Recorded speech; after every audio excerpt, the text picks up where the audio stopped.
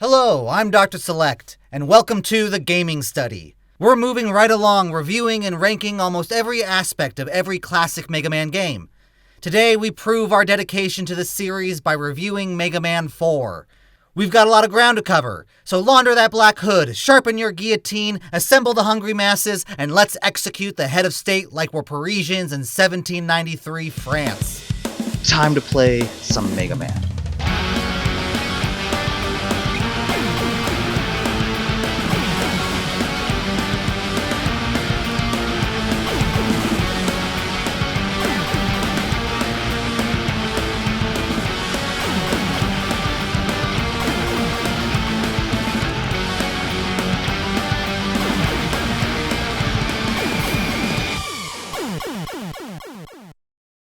Today we're jumping into a childhood favorite of mine, which I played nearly as much as Mega Man 2, and just like that game, never properly beat as a child. Mega Man 4 continued the tradition of tinkering... Cameraman, who is that? Well, that's my son, Cameraman Jr. Oh, he looks just like you. Yeah, us cameramen have strong designs. It runs in the family. I can see that. Hello there, little guy. Hi. Aw, he's shy. That's adorable. Why is he here? A babysitter called in sick and I couldn't find anyone to cover. Oh, that's sweet. I'm sure your dad has told you a lot about his job. Just that he's counting the days when this stupid series is over. Oh, okay, son, that's enough. Why don't you go over there to the break room and have yourself an E-tank? What do you say, champ? Okay. Back to you. Anyways, Mega Man 4 continued the tradition of tinkering with some of the core mechanics of the game, like introducing the charge shot, expanding the lore with the new villain Dr. Cossack, and increasing the roster of Robot Masters with 8 new additions. But will this be enough to raise it high on the list of Mega Man games? That's what we'll find out today. And to do that, I'm going to rank the Robot Masters, critique the Wily Castle, and update the running tally of the games themselves. I'm excited to see where this will place, so let's get right into it.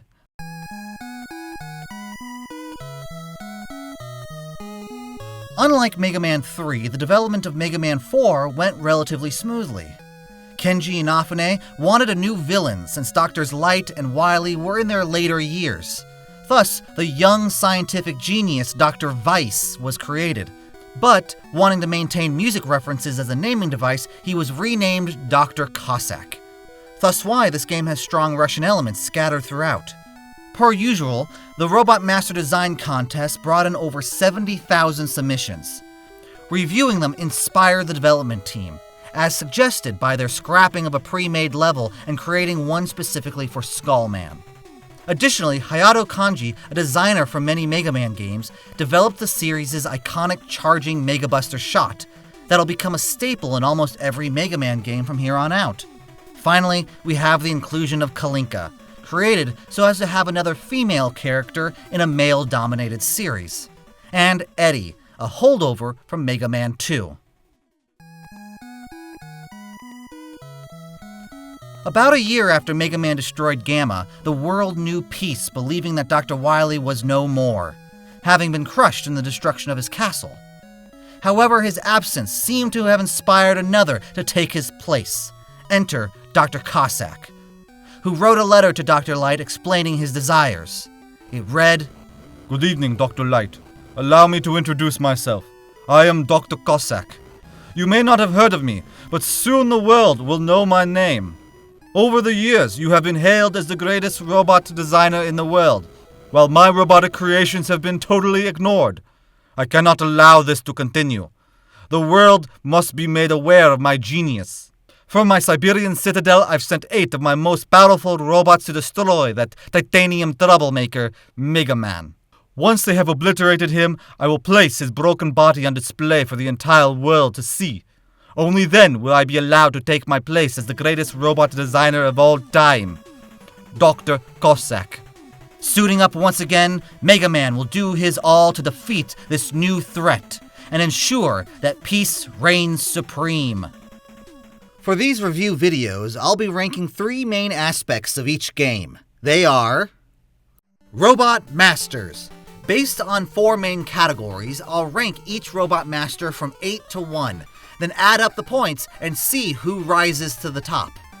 Wily Castle. There are 5 categories the Wily Castle will be ranked in. I'll tally up the points for each respective Wily Castle and update the rankings per video. Therefore, this will change every time a new game is reviewed. Mega Man Games. I'll use the same process I have for the Wily Castles. I'll assess the Mega Man games in 6 categories. Then I'll adjust the rankings with each new entry. Now, let's get right into it. First up, we have the Robot Masters. In numerical order, they are...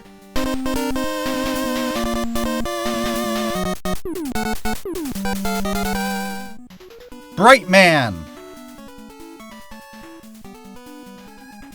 Toadman, Drillman, Pharaoh Man, Ringman,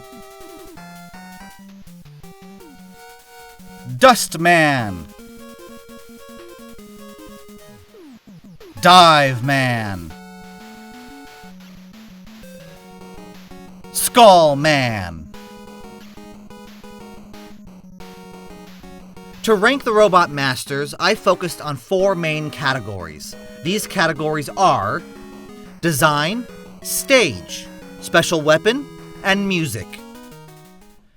To make them as objective as possible, I broke some of the categories down further into several subcategories. For example, in design, I broke it down into 2 subcategories, appearance and backstories. I ranked the Robot Masters in these subcategories. Then I tallied up all the points together, and that got me my design ranking. I did this for several categories throughout my ranking system. However, I'm not going to show those subcategory tallies because then this video will be hours long, and frankly, I ain't got time for that.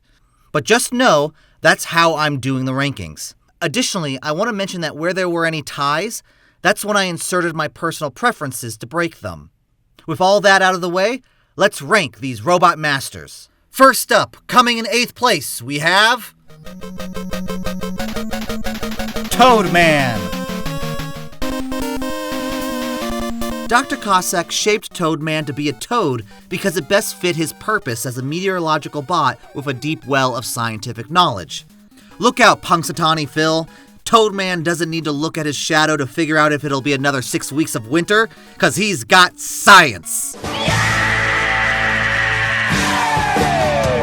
He's an avid long jumper, which he practices quite often in his spare time.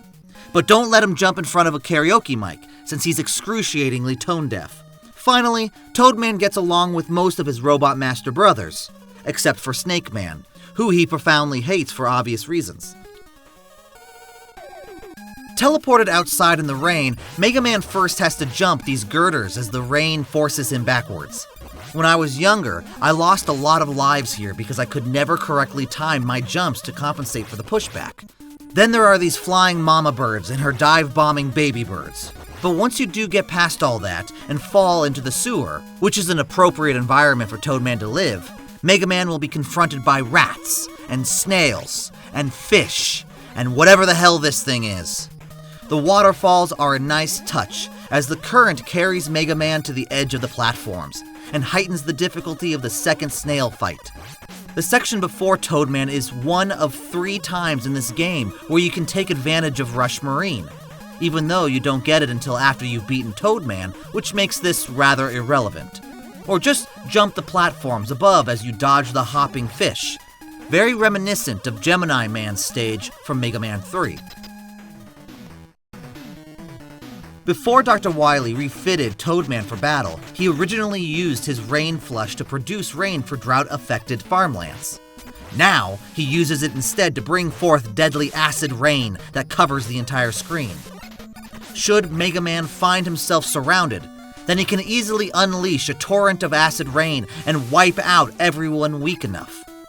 Though be careful, there is a delayed wind-up, and it consumes a lot of weapon energy, allowing for only 7 uses before it is completely depleted. Toadman's theme is rather basic. As the kids say, it is mid. But I will give it credit in creating a great dramatic tone to the stage, as if we're slipping into a secret or restricted location, and have to traverse the area on high alert. Otherwise, we might just run into the Goonies, or come across the Teenage Mutant Ninja Turtles. Tallied up, this gives Toadman a total of 9 points. Coming in 7th place, we have Ringman. Ringman is rather underdeveloped in comparison to the others. I like that his stage is space-themed, but he isn't. Dr. Cossack created him solely for eliminating Mega Man. Sometimes your purpose is just to fill a quota. You know what I mean past the Butterbot? Oh my god. However, Ringman is more than up for the task, considering he is a clever strategist, and proud of it to the point of arrogance, and isn't one to show mercy to his defeated rivals. He loves all ring-based creations, especially the ring-throwing game Quants, and hates children. Ringman's stage could easily have applied the theme literally, like Snake Man or Skull Man's stage. Instead, the designers thought outside of the box, and based the stage on space, thus referencing the rings of Saturn. Despite that, the stage's layout doesn't hold up to its creative aesthetics. Mega Man begins in a dreaded vertical section, where he has to jump these rainbow platforms and dodge cannon fire. Then initiate a gauntlet of 4 mini-boss fights that requires Mega Man to fight a hippo on a rising pedestal and this sentient Slinky. In between are short platforming sections with more of these rainbow platforms. Overall, I like the visuals of this stage, with how day turns to night, and that more stars appear the further you go, and glass-like ground that gives me Top Man stage vibes. But the 4 mini-bosses are just too much. Built specifically for fighting Mega Man, Ringman's ring boomerangs certainly do give Mega Man a run for his money. If you're not familiar with his attack pattern, these bad boys can do some serious damage. I should know. I always considered him the hardest robot master in Mega Man 4 as a kid. His special weapon unleashes a ring that can level double damage to nearly all enemies, pass through shields, and requires little weapon energy, thus making it one of the most practical weapons to have. Ringman's theme is filled with defiance. Its starting refrain is joyous, the verses hopeful, and yet its chorus adds this eerie undertone. The theme unspools like the inspiring speech of a resistance leader, calling for his men to defend their position against the next wave of state soldiers, knowing full well that their diminished holdout won't survive another onslaught. It's heroic and tragic all at the same time. In the end, Ringman receives a total of 13 points. Coming in 6th place, we have Dive Man. Dive Man is a strange creation in that he resembles a miniaturized submarine, programmed with the AI function of a military vessel, expertly adept at underwater combat, and can propel his body forward like a torpedo, though that's due more to a design flaw than anything else, and yet he suffers from seasickness. What a cruel fate. It's like becoming a cat lady and being allergic to cats. Anyways, he's equipped with a loyal naval bearing and is an excellent listener. He loves exploring coral reefs and hates Pirate Man. His stage is the second of 3 where you can get the most out of Rush Marine, if you have it. Otherwise, it's an underwater stage with its unique set of underwater physics. Mega Man starts out in what appears to be some sort of harbor, surrounded with tubes refining some sort of minerals from the seabed. Here you'll come across jumping fish and mechanical jellyfish, as well as these adorable Mets wearing little snorkels and flippers. They're so cute. The mini-boss is a whale named Moby, who'll shoot out torpedoes or depth charges. After confronting him the second time, make sure to fall down this pit, past the spikes, and grab the wire. This will help you reach high places, which I'll talk more about later. From there, pass through the field of death charges and stingrays, and you'll be at Dive Man. Dive Missile is a homing missile that swirls around the screen until it hits its target. This is great for enemies that might just be out of range, or in a difficult position to reach. But take note that you can only have one missile on screen at a time, so if you're cornered by multiple foes, Dive Missile might not be the saving grace you were hoping for. Yet, its homing capability and low weapon energy usage makes it a great weapon to have in your arsenal. Coming out of the gate, this theme starts almost like a green light for all divers to go, go, go, further enhanced by the drum's rhythmic pounding in the background, sounding like one splash after another. Overall, this song feels as if sailors were rushing to their battle stations, readying to confront the enemy ship. The energy is high, and there's a gleeful exuberance as one prepares for a glorious fight. Dive Man closes out with a total of 18 points. Next up, in 5th place, we have Bright Man. Dr. Cossack created Bright Man to illuminate work sites that lacked any source of light, like mining. However, he earns his name not just because of the 10 million watt bulb affixed to his head, but also because he's a very intelligent bot who can think fast on his feet and has invented several contraptions of his own. He's always gushing about his bright ideas to the point of being a bit over-talkative. On top of that, he's got a strong moral compass which guides him away from those scandalous red light districts. So a trip to Amsterdam is out of the question for Bright Man.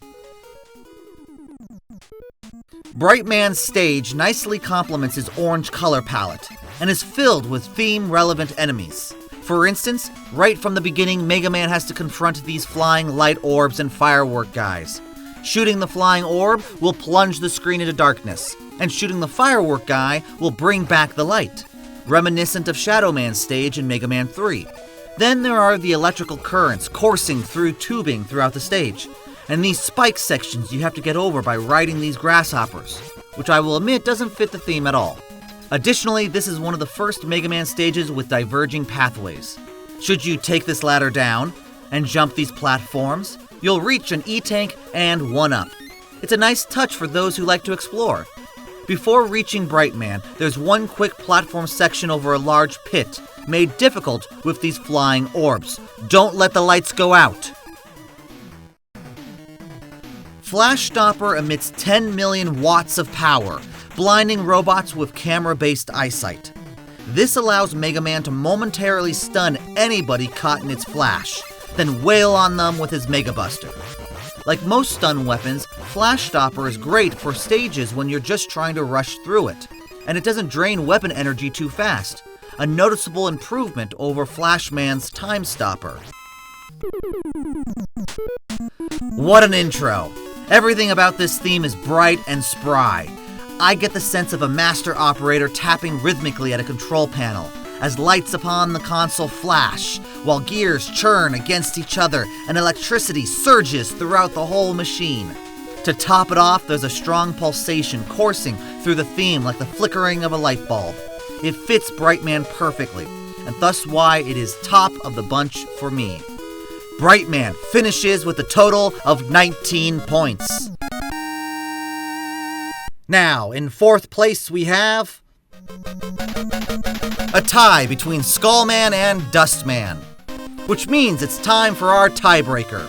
The tiebreaker consists of comparing their boss battles against each other. To do this, I fought each boss twice, the first with a Mega Buster, and the second with their weakness. First up, we have Dustman. Dustman has 2 main attacks. The first is to launch his Dust Crusher projectile, and the second is his Vacuum Suck. His pattern is not hard to predict nor dodge. The only difficulty is properly timing your jumps over his Dust Crusher, since those break apart into 4 smaller pieces of debris, thus giving Dustman a second chance to hit you. As for his Vacuum Suck, you simply just need to run away until he stops. Additionally, he doesn't walk. He jumps everywhere, giving you a wide window for slipping underneath him. Up next is Skullman. He essentially has one attack pattern. First, he'll either charge at you or fire a volley of 3 pellets at you, then fire up his barrier. Once it disappears, he'll charge at you again and fire a volley of pellets, then repeat the process all over again. Again, the issue is timing your jumps just right so you fly over him while he runs underneath you. Lastly, his AI is programmed to react to Mega Man. So if you enter the boss room and do nothing, you'll just see this awkward staring contest between the two.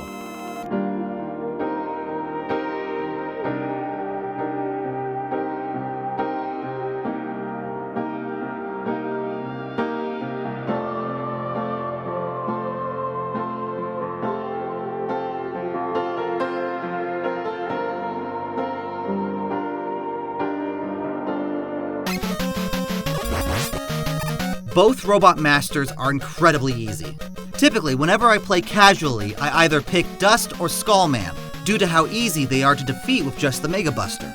However, I'm giving the slight edge to Skullman, mainly because maneuvering around his pellets is trickier than dodging the Dust Crusher, therefore requiring a little more practice. Sure, he's really no harder than Dustman, and his pattern has a lot less RNG, but I've been able to beat Dustman without taking any damage. I can't say the same for Skullman. Thus, in 4th place we have Dustman.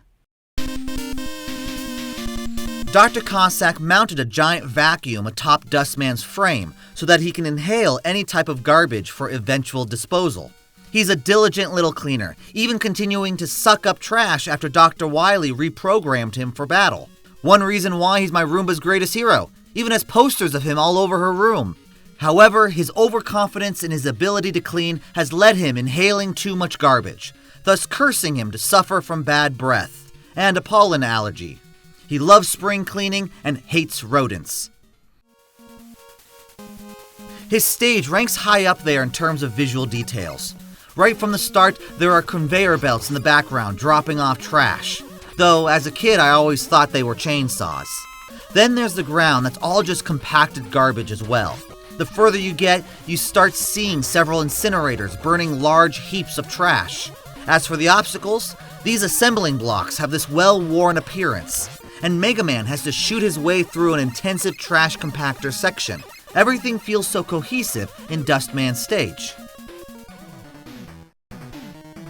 Dust Crusher shoots out a clump of scrap metal that breaks into 4 smaller pieces when it hits something, allowing for collateral damage should you find yourself surrounded. Though one of the most straightforward weapons in this collection, its usefulness can't be overstated.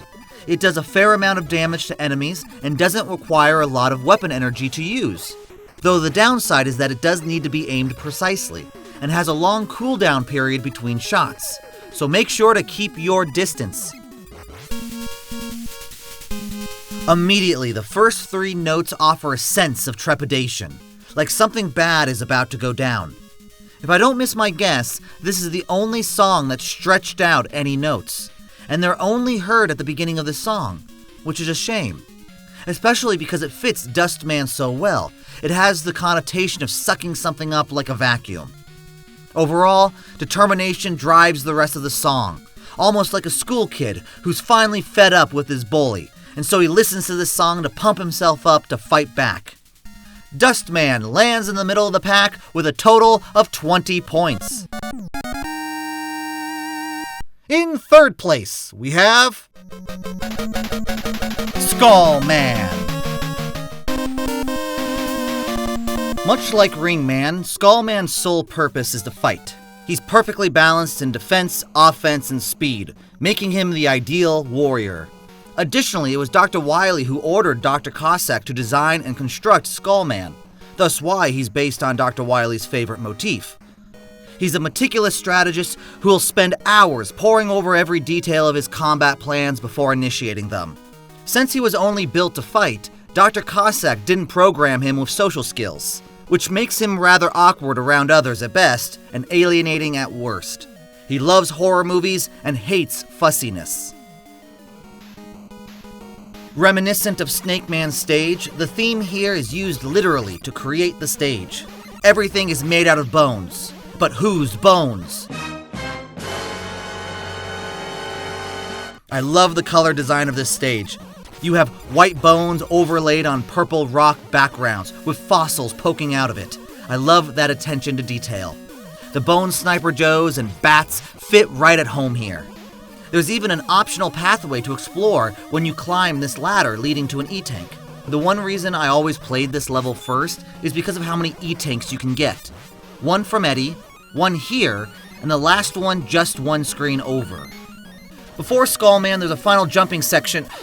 Mega Man. Before Skullman, there's a final... Come on, dude. Before Skullman, there's a final jumping section with Bone Sniper Joes throwing pieces of themselves at you. And these floaty eyeball guys.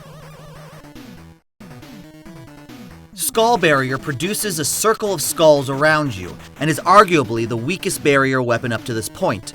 It can't be thrown, and the moment an enemy or a projectile collides with it, it disappears. Therefore, Skull Barrier is good for rushing through an area where there are a lot of enemies coming at you, but not when they are shooting projectiles at you. Additionally, it is rather weak. It's a crapshoot on which enemies it'll destroy in one hit. On top of that, you have to be in close proximity to an enemy for Skull Barrier to do damage, which can mean taking damage should it not kill in one hit. Skullman's theme is perhaps the most nostalgic for me because of how many times I'd play this level as a kid. It starts strong and in your face with this powerful drum that slaps throughout the entire song, and this domineering melody that reminds me a lot of the intro to Woodman's theme. As far as I can tell, it's also the only one that lets the drums play a lead role in both the verse and the bridge. Overall, Skullman's theme has the feel of that climactic crescendo when Mega Man, after defeating so many Robot Masters before, now has to confront his toughest Robot Master yet. And, though heavily drained by this point, he must fight on, because the stakes are too high to fail now. Skullman takes the bronze helmet with a total of 20 points. In second place, we have Drillman. Drillman suffers from the same debilitating handicap as Crashman, in that he doesn't have hands. Instead, he has sharp drills used to dig tunnels. Passionate about his job, he's worked hard perfecting his craft, reducing any time waste and maximizing efficiency. However, his dislike of planning often tends to make him rush his jobs and cause property damage. Or, in other words, he has a natural talent for stumbling upon hidden treasure, or a subterranean hot spring, the latter of which earned him a public commendation. So maybe it's worth a little property damage after all. Teleported into a tunnel, Mega Man traverses through a stage that thematically ties everything together. The background is an impressive cross-section of lattice work, combined with noticeable support beams and piping and chutes. The ground is this cool reddish clay, and the enemies feel right at home. As for the layout, it offers a balanced blend of platforming and combat. There's even a portion of the stage where you have to pass underneath these chutes, dropping boulders onto you, while flipping these switches to reveal the next section of ground, all the while dodging these flying guys. It's a true test of your skills. Drill Bomb is much like Crashman's Crash Bomb, except that it explodes upon contact and can be remotely detonated. It also has the downside of bouncing off of enemies who have thicker armor, so make sure to time those explosives. Additionally, it can destroy these floor runners and any walls that might block special items or alternative pathways. Though it is not an incredibly strong weapon, Drill Bomb doesn't take a lot of weapon energy, and has a blast radius that can take down multiple enemies at once. Drillman's theme establishes itself from the start as the authority figure here. It takes control, and with that backing drum rhythm, it offers an air of great urgency and hurried activity while the head honcho barks out orders. Due to the strong command presence of this song, I envision Drillman as the charismatic frontman of an all-Robot Master band. Ladies and gentlemen, we are the Construct Bots! 1, 2, 3, 4! Drillman takes the silver helmet with a total of 21 points. Which means the winner of the gold helmet is Pharaoh Man. Dr. Cossack built Pharaoh Man with highly sensitive camera eyes, high resistance, agility, and adaptability to the dark for the prime purpose of exploring pyramids and other ancient ruins. His face resembles a Tutankhamun burial mask, as it is believed wearing one will ward off curses. And, something I just found out, he apparently has a really mean punch. Often thrust into leadership roles, he's proven himself to be a charismatic bot, except when it comes to interacting with beautiful women. He loves collecting rare treasures and hates tomb robbers. Starting out, Mega Man must cross this area of quicksand without being swallowed up by the sand or getting hit by this scorpion rat-like enemy. If you jump over the entrance of the archaeological dig, then you can find the next secret item of the game, Balloon, which is an updated iteration of Item 1 from Mega Man 2. More on it later. Inside the ancient Egyptian cavern, the feel is fantastic with the brown clay bricks aesthetic, the bats, and the mummies. The only downside of this stage is the layout. It is rather simplistic here. The first half is mostly running forward through a hallway filled with bats, while the second has you ride these adorable little bear heads across a length of spikes. There isn't much of a challenge here. Pharaoh Shot shoots small solar energy balls, but it can be charged to produce a larger solar ball that hangs over Mega Man's head, much like Goku's Spirit Bomb.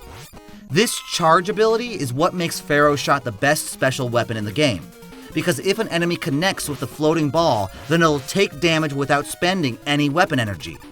On top of that, when Mega Man fires, it'll still be a charged shot, so you get double the charge shot for the price of one.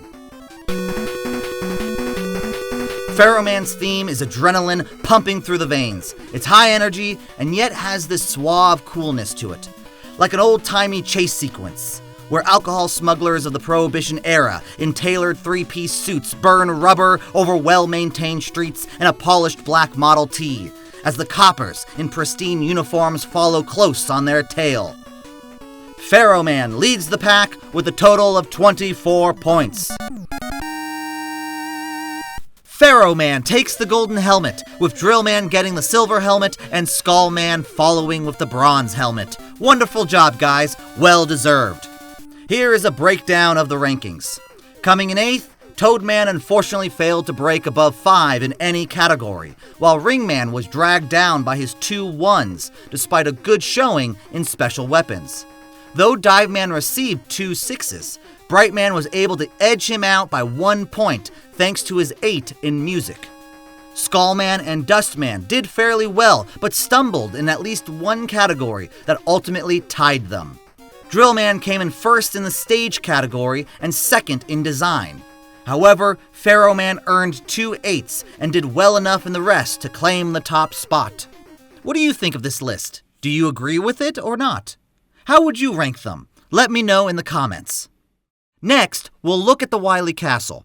But first, here is Cameraman with his honorable mention. I want to go home. I know, son, but we're only halfway done. Next time, can I just go to Aunt Bosswoman's? If you want. Yay! Wow, never knew my pride could take a hit this damaging. I had to procreate, huh? Cameraman, the honorable mention? Oh, right, yes! Welcome to Cameraman's Honorable Mention, where I pick a non-top 3 robot master to highlight their contribution. Today I present the honorable mention to Brightman. Though equipped with a basic buster weapon, his Flash Stopper does a fantastic job stunning other robots for improved accuracy. He's also just a cool guy, whose notes in college were so well organized and detailed, it helped me get through many classes at Monsteropolis University. And whenever I have to shoot nighttime scenes, he's there to lend a light. And that's why I give Brightman the honorable mention. Back to you, Dr. Select. Oops. That's why I told you not to touch anything. Thank you, Cameraman, and congrats to Brightman. Now, let us turn to the Wily Castle. After defeating the 8 robot masters, it's time to take on Dr. Cossack. Traveling presumably to Russia, Mega Man makes his way to Cossack's Citadel, the first of 2 installations that encompass the second half of this game. For the purposes of this ranking, I'm going to treat both installations as one entity, and compare that to the other Wily Castles. To rank the Wily Castles, I'm going to use the following categories: design, stages, bosses, music, and Wily machine. Much like the categories of the Robot Masters, I broke these down into several subcategories as well. Additionally, to ensure as much fairness as possible, I also ranked individual aspects of the Wily Castle separately. For example, in the bosses category, I split them apart and ranked the Stage 1 bosses, then the Stage 2 bosses, Stage 3, and so on. Then added up the points, averaged the whole thing out, and that got me my bosses ranking. Should a tie occur, then I used my personal preference to break it. This way, the stronger entries have their chance to shine, while the weaker ones won't completely drag down the rest. Again, I won't be showing you these subcategories, because seriously, this will give me content for days. But no, that's how I'm doing it. Now, let's get into it. Here is my ranking for this game's Wily Castle. Cossack Citadel is a Russian fortress with supposedly unbreachable high stone walls, traditional onion-like domes seen on Russian citadels, and a dash of spiked spires pointing up to the sky. It also carries over a trend that started with Wily Castle 3, borderline overindulgence of multiple colors. While Wily Castle 3's colors are organized, it feels too busy because of how many colors were used and where. Like, Wily Castle 2 was economical with its colors, red, white, and blue with a pop of gray. I believe Cossack Citadel found a happy medium between the two. The base is majority blue, but transitions into green on the second level.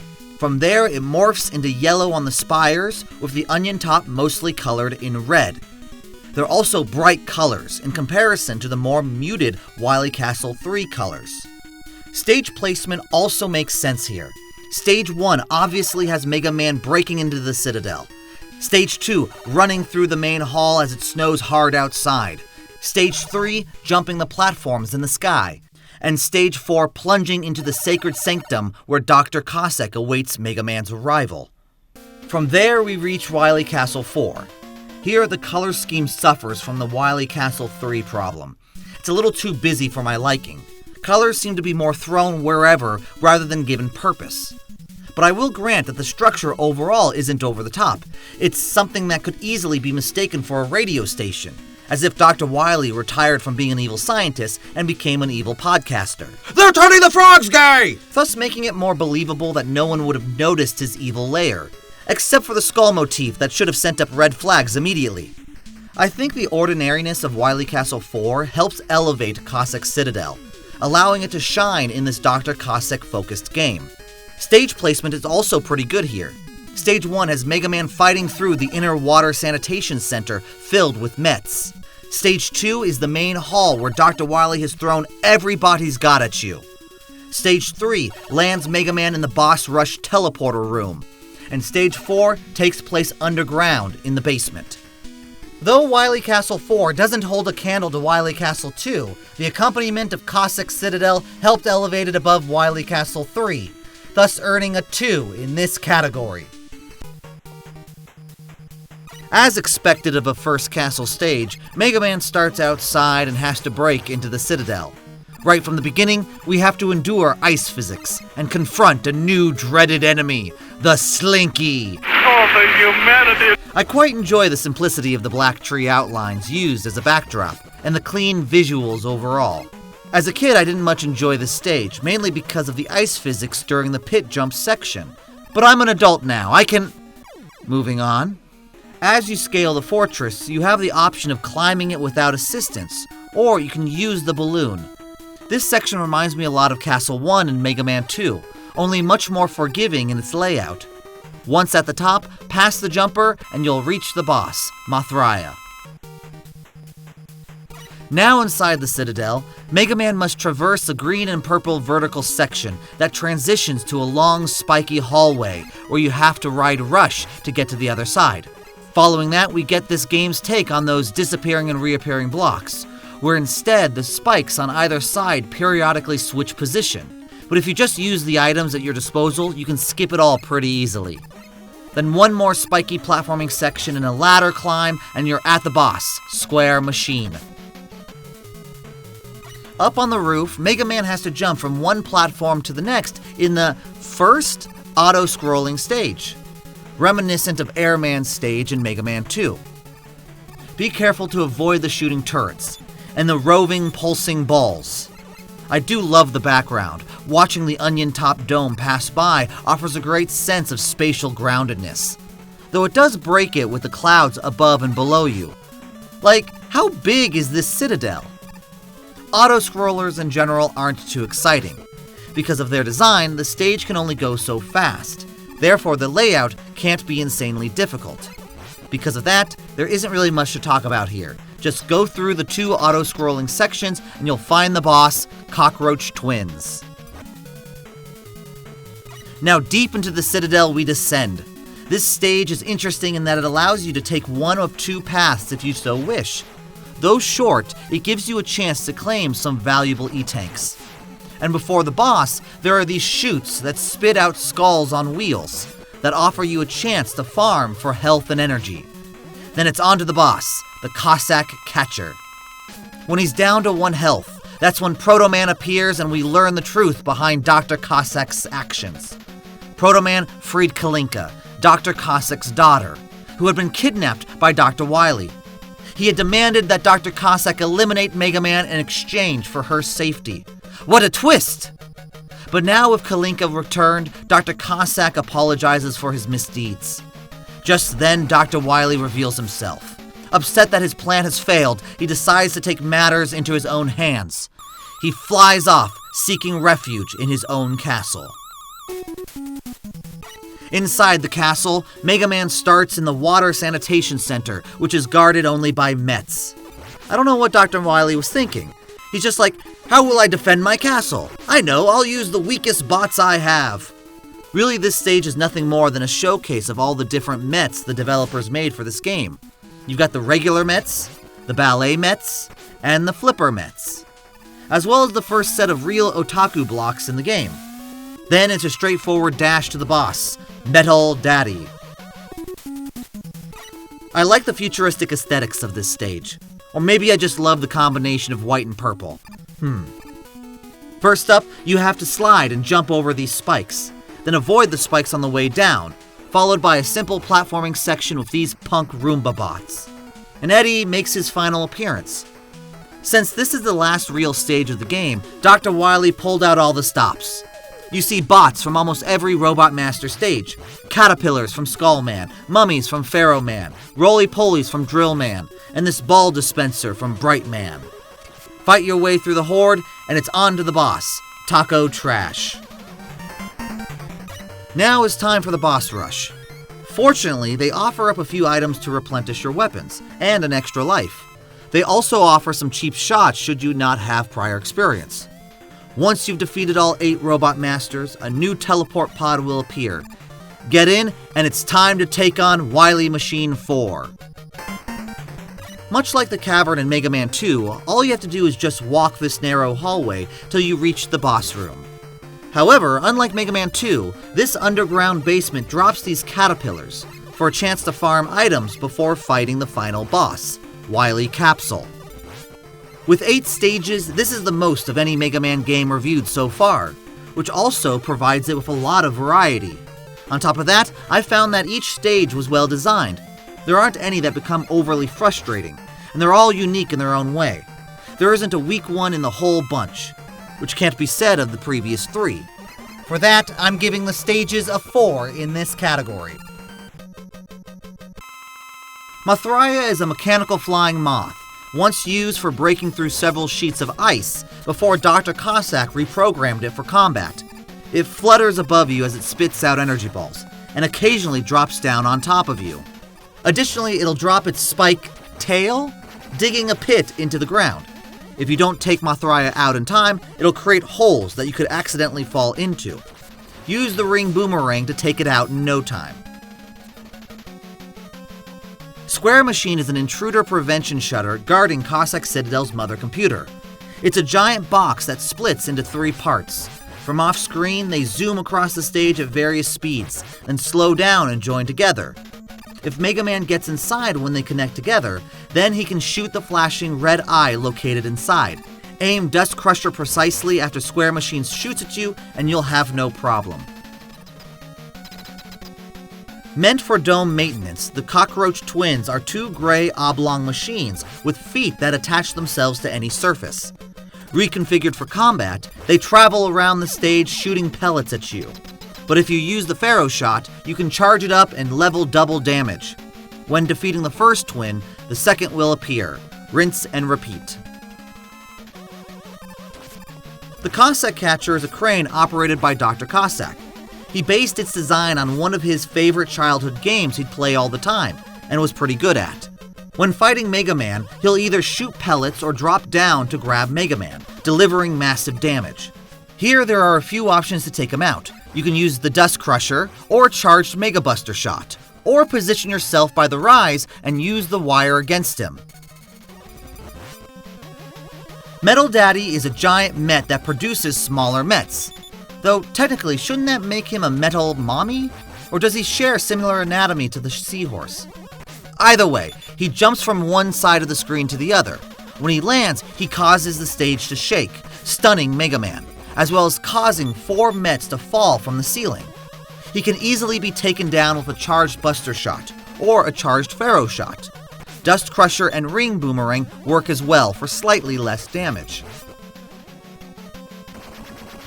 Originally a garbage processing bot, Taco Trash is a giant stationary contraption repurposed to shoot fireballs from its mouth and red orbs out of its chute on its forehead.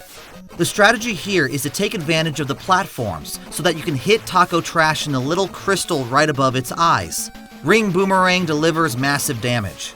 There's also a glitch where if you use Drill Bomb on its body, it'll destroy its hitbox, allowing you to pass behind it and shoot the green crystal with ease. Here is a great variety of bosses. Mothraia tests your speed. Square Machine tests your reflexes. Cockroach Twins tests your accuracy. Cossack Catcher tests your endurance. Metal Daddy tests your adaptability. And Taco Trash tests your ability to dodge. Though easily defeated with basically the same 3 special weapons, the overall creativity of them would have given them the top spot. But when averaged out, it drops them to a 2 in this category. Cossack Citadel has 2 songs. The first, I think, is a great underrated gem. It has this gravitas, perfect for a starting endgame stage. Though not as heart-pounding as Stage 1 from Mega Man 2, or as gung-ho as Stage 1 from Mega Man 3, this one definitely offers its own unique twist, enhanced by its satisfying Russian flavor. For me, I imagine Dr. Cossack somewhere deep in his citadel, sitting in front of a giant screen displaying several security cameras. With mic in hand, he sings a song mocking Mega Man as he watches him advance through his citadel. The second theme switches gears from prideful mockery to daunting trepidation. Now that Mega Man has made it so far into the Citadel, the stakes have risen even higher. Right now, the only thing keeping the world balanced between peace and destruction is a strength of wills. But should Mega Man slip, then heaven help us all. Wily Castle 4 also has 2 songs. The first theme offers a slight sense of danger, but overall isn't as menacing as it could have been. We're in Wily's Castle after all. It's got too much hope and a melody that's more playful than anything else. Maybe it wasn't meant to intimidate Mega Man, but rather to boost the morale of the Mets. The second theme fits the feel much better. A fast-paced theme accentuating the adrenaline that must be coursing through Mega Man's veins. If he had veins. And adrenaline. Now he's only a few steps away from the mastermind behind Dr. Cossack's actions. It's do or die. Should he fail, then the world will... What made the music of Wily Castle 3 stand out to me is that it had an arc that spanned the range of emotions Mega Man would have been going through as he went through the castle. But by splitting the endgame into 2 fortresses here, it undercuts that rise in tension. Cossack 1 and 2 work, and Wily 1 and 2 work as well. But as a whole, it's a strange roller coaster ride with an awkward dip in the middle, thus forcing the music to reclaim that forward momentum. Therefore, despite being a great bundle of themes, I'm going to have to rank it below Castles 2 and 3 with a 2 in this category. Like most of his machines, this is a flying type that moves up and down on the right side of the screen. As he does, he shoots energy balls forward. However, you can stand practically beneath the gaping mouth and the balls will never hit you. Use Ring Boomerang and it'll tear away the skull, revealing Dr. Wily at the controls. In the second phase, you have to hit the blue gem while the machine hovers from left to right and the energy balls now hone in on your location. Detonate the drill bomb manually before it hits the machine and it'll damage the blue gem. If you don't time it right, then it'll ting off the machine, causing you valuable weapon energy. Once defeated, Dr. Wily will fly away in his little pod, leading you to his final fight. FYI, there's a glitch here where if you use Acid Flush at the right moment, you can destroy the pod, killing Dr. Wily. Also hard-locking the game, so it's not recommended. Following Dr. Wily into the basement, we are introduced to the first Wily Capsule iteration of the series. Standing completely in the dark, sparks of static swirl around in a circle till they collide in the middle, forming a giant static ball that flies in Mega Man's direction. They hit like a truck, so make sure to avoid them at all costs, or have plenty of E-tanks. The moment the sparks connect, there'll be a brief flash revealing Dr. Wily's location. The only weapon that will cause any damage is the Pharaoh Shot.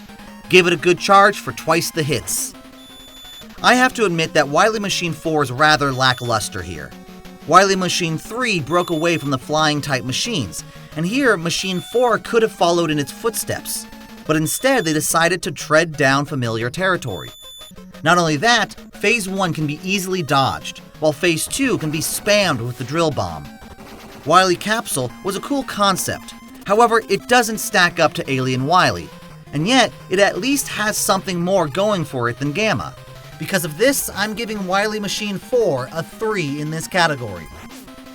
Tallied up, Wily Castle 4 held consistent across the board, receiving a 2 in design, bosses, and music, and received a 3 in Wily Machine and a 4 in stages, giving it a total of 13 points overall. Wily Castle 2 is holding strong at the moment, thanks to its high marks in design, bosses, and Wily Machine, while Castles 1 and 3 are trailing behind due to their low performance in at least 2 categories. If anything, Wily Castle 4's consistency might prove advantageous in the long run as we add more Wily Castles to the ranking. How will Wily Castle 5 impact the scores? Will it be the one to knock Wily Castle 2 off its pedestal? We'll find out next time. For now, here's my current ranking of the Wily Castles. What do you think? Let me know down below.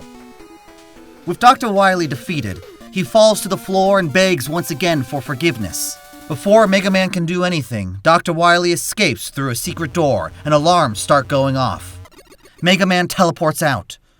From a distance, Wily's UFO can be seen flying away right before the whole castle explodes in a giant mushroom, skull cloud. It cuts to Mega Man riding on top of a train car, his helmet removed, wind blowing in his hair. When it reaches its destination, Mega Man runs towards Rush and Roll, who welcome him home. He stopped Dr. Wily once again, and now it's time to rest. Until next time.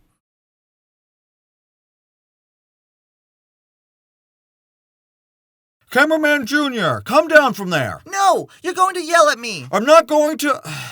Son, please just come down. Let's talk about this. No! I want Mom! Cameraman? Is everything okay? Do we need to take a break? No, let's keep rolling, Professor. All is good. Okay, I just think you're going through something right now. No, everything's fine here. I'm not trained for situations like this. That's all right, Professor. I'll handle this. Oh, Breakdown Man! Wasn't expecting you. Are you able to help? I'm a counselor. It's what I'm built to do. Oh, cool. Then yeah, be my guest. All right. Cameraman, follow me.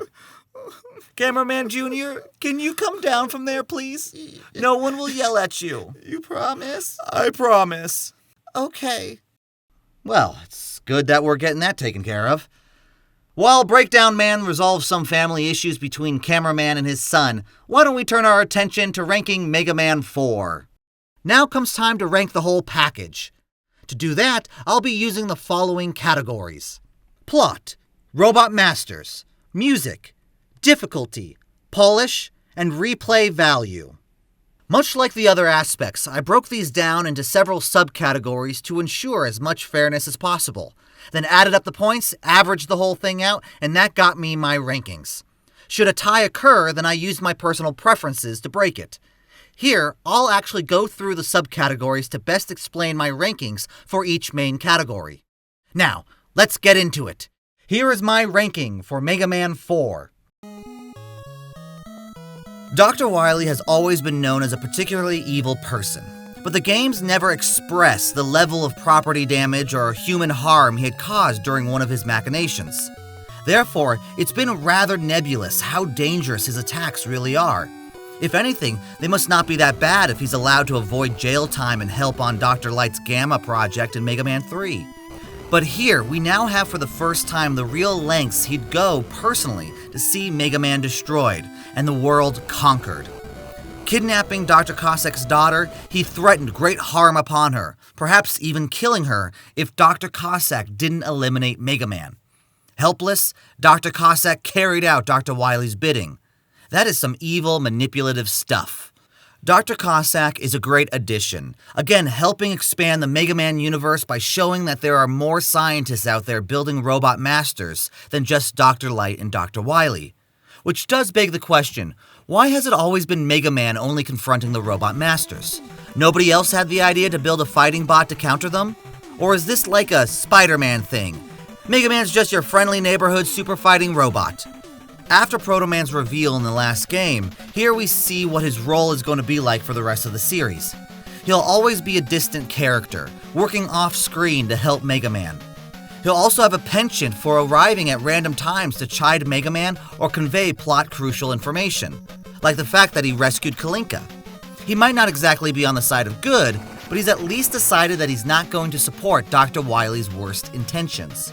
Lastly, Mega Man 4 also establishes the general plot device for the next 3 games, which I'm dubbing the Switcheroo plot, where initially it's believed that someone other than Dr. Wily is wreaking havoc, only to have the curtain pulled away to reveal that Dr. Wily was pulling the strings the entire time. So get ready to see some obvious switcherooing going on. For the plot of Mega Man 4, it receives a 2 in this category. For the Robot Masters, I used the same ranking system I did for the Wily stage bosses that I mentioned earlier. I ranked the first place Robot Masters to one another based on their design, stage, weapon, and music. Then did the same for second place, then third, and so on. I next added up the points, averaged them out, and that got me my ranking. Hopefully this'll level the playing field, ensuring that first place to 8th place Robot Masters are compared within their proper weight class, so to speak. Here are the results for this game's Robot Masters. A great level of consistency here. We've got 4 3s and 4 4s, earning them the top spot as a group. To provide a brief representation of how they achieved this, let's examine first place and 8th place. For the first place Robot Masters, Fireman, Woodman, Snake Man, and Pharaoh Man, we can already see that Pharaoh Man dominated in both the design and weapon category. This was due to Pharaoh Man's well-detailed aesthetic and his intriguing purpose, as well as his powerful Pharaoh shot being able to charge for double damage. He did falter in the music category, which makes complete sense when compared to Fireman and Woodman's themes. Lastly, he had a good showing in the stage category, despite going up against the likes of Snake Man's literal use of his theme and Woodman's jungle habitat. Then there's 8th place with Crash Man, Top Man, and Toad Man. Toad Man had a way easier time clinching the top spot here, as neither Crash Man or Top Man's stages and weapons could hold a candle to Toad Man's, though they did give him a run for his money in design and music.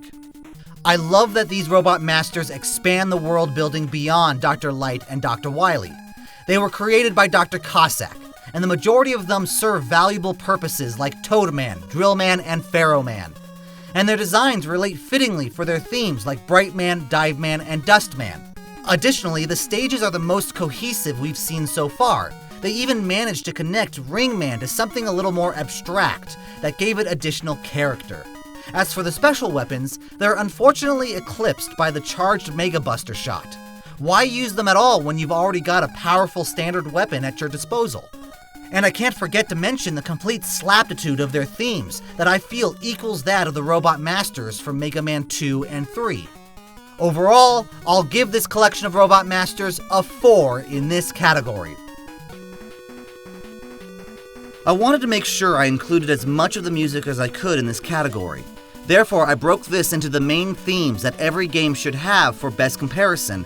They are main titles, stage select, Robot Master themes, Wily Castle themes, boss fight, weapon get, and endings. Here are my top highlights.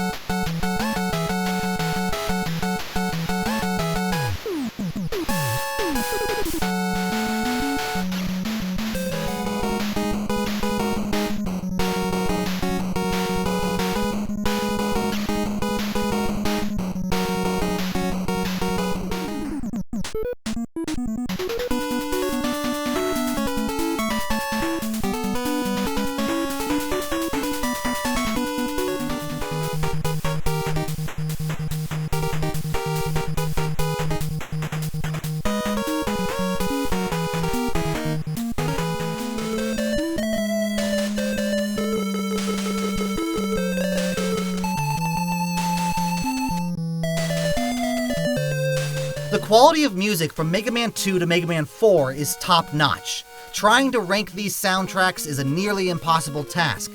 They can easily change position day to day. For Mega Man 4, the Russian influence helped distinguish the game from the others, and keep it feeling fresh. They definitely deserve more love. Yet when compared to the others, this collection of music will earn a 2 in this category. Just like Mega Man 2, I've been playing Mega Man 4 since I was a child, and that would definitely skew the level of difficulty this game offers. Therefore, to properly compare the difficulty of one game to another, I've decided to base the difficulty of a game on the scientifically objective review of my casual, buster-only, and special weapon playthroughs, counting the amount of times I died and how many F-bombs I dropped.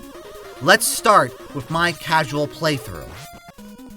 As you can see, my normal playthrough of Mega Man 4 matches Mega Man 3 almost perfectly, giving them roughly a tie in difficulty.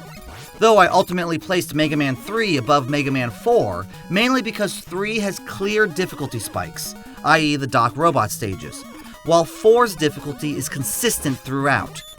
Additionally, this game has elements that make this one of the easiest games present, such as the ability to farm for E-Tanks, the power of the charged Mega Buster, the usefulness of the special weapons, and the easy boss fights. This was the game that surprised me the most. I didn't think I'd have any trouble with this game. But then I came up against Rain Man, and for some reason I just couldn't figure out his pattern. I died 17 times trying to beat him, and dropped more F-bombs here than America in the Vietnam War. But once I got past that hurdle, everything went smoothly until I reached Wily Machine 4. That nearly broke me. Phase 2 is positioned just high enough that you can hit the gem with a charged buster shot, but barely. And those energy balls are too big and discharge way too fast to reliably dodge them. Usually, this fight is a piece of cake, but here I died 7 times, unleashed a volley of F-bombs, and had to resort to a save state just so that I didn't have to constantly redo the boss fights every time I game overed. For Mega Man 4, the variety of weapons offered a great balance here. There's a weapon for every occasion should you need it, and they don't deplete energy too quickly. However, because of the length of the endgame, I ran out of weapon energy by the time I got to the boss refights, and had to buster Wily Machine, which you can rest assured I dreaded greatly. Buster only surprised me. It put me through the ringer. And though it didn't get me to the levels of rage as Mega Man 3, its worst difficulty spikes came close to doing so. Yet just like Mega Man 3, the casual and special weapons playthrough were a relative breeze. Therefore, this game isn't inherently difficult, but can be adjusted based on whatever limitations you wish to impose on yourself as you play. Because of its easy to medium difficulty, this game receives a 1 in this category. This category is essentially the catch-all category, where if something I wanted to spotlight didn't fit elsewhere, or felt it could greatly advantage one game over the other, I placed it here as a subcategory. So expect it to be all over the place. Going down the list, let's start with... Reminiscent of Mega Man 2, the intro shows a cityscape under attack, as text narrates a good amount of backstory missing from the previous games, including some character motivation for Mega Man. Then, after you defeat Cossack Catcher, we get the scene where Proto Man rescues Kalinka, and Dr. Cossack apologizes for all he's done. He reveals that Dr. Wily was behind this all along. We're told the entire story from beginning to end in-game. It's not the first game to do this, but it definitely utilizes cutscenes the most effectively. All of the Robot Masters have rather simplistic attack patterns, thus making them one of the easiest collections to fight. Toadman can be stun-locked, preventing him from ever attacking, and Skullman, Dustman, Brightman, and Diveman can be overcome best with the Mega Buster. Proto-Man, Ringman, and Drillman do require a bit more practice, as the RNG can mess you up should you lose the rhythm of the fight. Overall, they're well programmed with none of them feeling particularly cheap, but it would have been nice to see more variety in their attacks. A full-screen menu was the best way to present all the weapons, items, rush iterations, and lives instantly. Everything's placement was clearly thought out, and the little pictures before their respective weapons were a nice touch as well.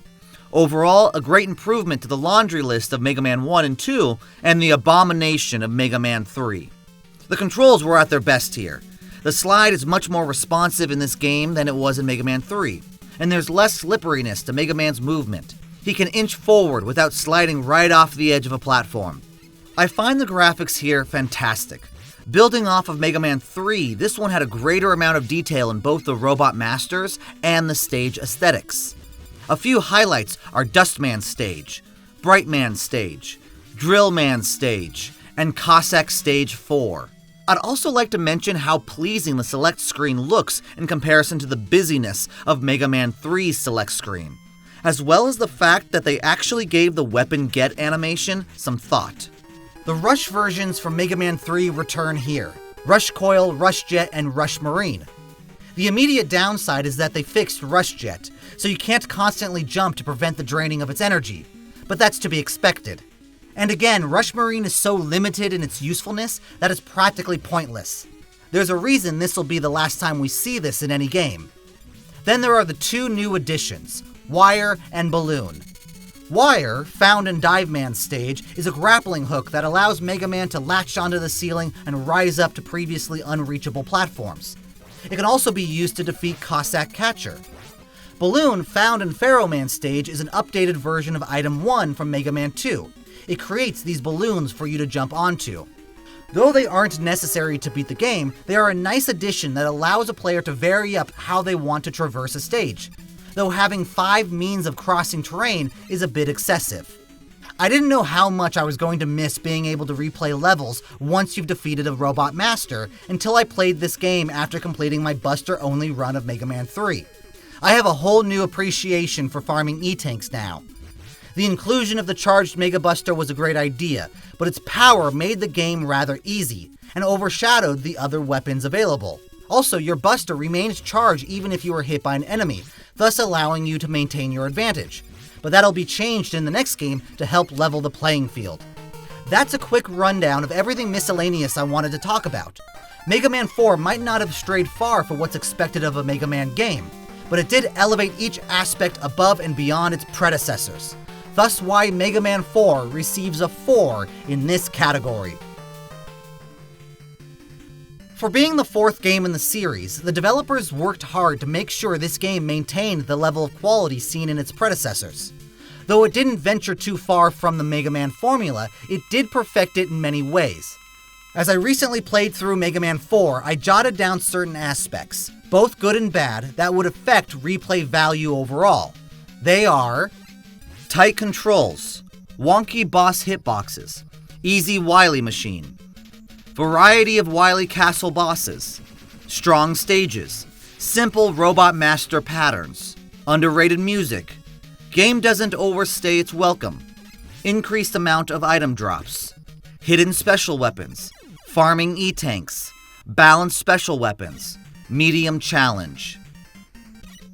The beauty of this series is that every entry acts as a standalone game, thus allowing players to pick and choose which Mega Man games they want to play, and which they can ignore.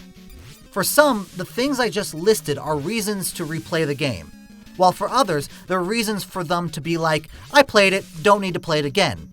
And that's perfectly fine. It's all a matter of preference. For Mega Man 4, I'm giving it a 4 in this category. Tallied up, Mega Man 4 received 17 points, just 1 point ahead, knocking Mega Man 2 off its perch and claiming first place. It did so by edging out Mega Man 2 in the Robot Master, Polish, and Replay Value categories. Though Mega Man 2 did hold strong in the music category, and probably will for the majority of this series. However, Mega Man 4 did stumble in the plot category. Because let's be honest, the introduction of Dr. Cossack can't compete with the introduction of Proto Man, as well as in the difficulty category since it is one of the easier games in the series. Yet, we're still only 4 games into an 11-game series. This is still anybody's game. Can Mega Man 4 hold on to first place, or will Mega Man 5 claim the title? You'll have to wait to find out. Until then, what do you think of this current ranking? Do you agree with it or not? Let me know in the comments below. Now, how are we feeling? Much better. Can I go outside and play? Sure you can. Just make sure you don't... I know. I'll be extra careful this time. I love you, son. I love you too, Dad. Wow. It seems like Breakdown Man's counseling really helped. Yeah, he's really good. Now, if only he could repair the relationship between me and my father. Oh, what's the problem there? Oh, he never really got over when I got a design job. I always wanted to record film, but he was very stern in his ways. Wanted me to carry on the family business. But you know those daguerreotypes. Very old-fashioned. I'll say, times have truly passed him by. Must be hard reckoning with the modern world of digital. Man hasn't seen a talkie he didn't like. I'll see if I can set something up. Can I get his number? Number? Ha! Better off sending him a telegraph. Then let's plan something 6 to 8 weeks from now. I greatly appreciate it. Next E-Tank's on me. Aw. I love when things culminate into a happy ending. Hope to see more of that in the future. In conclusion, this review gave me the opportunity to revisit an old favorite of mine and experiment with it in ways I never would have as a kid.